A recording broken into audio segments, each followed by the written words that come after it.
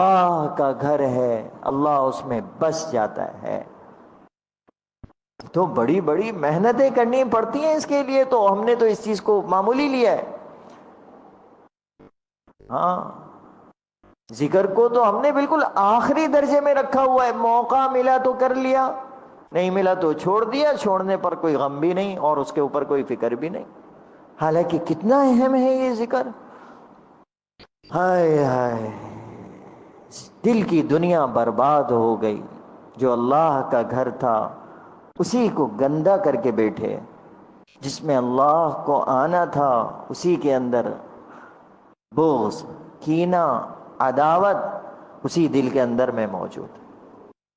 بغض، کینہ، عداوت اسی دل کے اندر موجود ہے، حسد اسی دل کے اندر موجود ہے، دوسروں کی برائیاں اسی دل کے اندر موجود ہیں، غیر اللہ اسی دل کے اندر موجود ہے، حب جاہ اسی دل کے اندر موجود ہے، حب مال اسی دل کے اندر موجود ہے۔ کہاں سے آئے گی وہ ذکر کی لذت؟ کیسے دل چاہے گا اس ذکر کے کرنے کا؟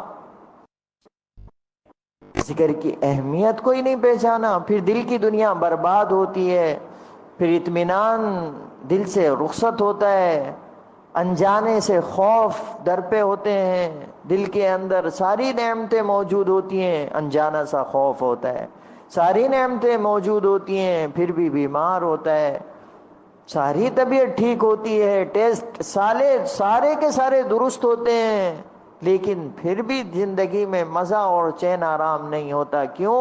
الا بذکر اللہ تطمئن القلوب۔ دلوں کا اطمینان کس میں رکھا تھا اللہ نے؟ اپنے ذکر میں رکھا تھا۔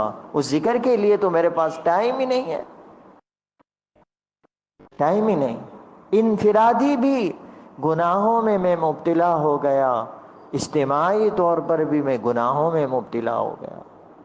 انفرادی طور پر بھی باطل نے ایسی محنت کی کہ سب کے پاس علیحدہ علیحدہ شیطانی آلات ہیں، سب علیحدہ علیحدہ انفرادی طور پر بیٹھے ہوئے، سر جھکائے ہوئے اپنی نظروں سے گناہوں میں مبتلا ہیں انفرادی طور پر۔ پھر ایک وقت آتا ہے سب شیطانی لانچ میں جمع ہو جاتے ہیں، ایک بڑا سا شیطان چل رہا ہوتا ہے، اس شیطان کو سب اجتماعی طور پر بیٹھ کر دیکھ رہے ہوتے ہیں۔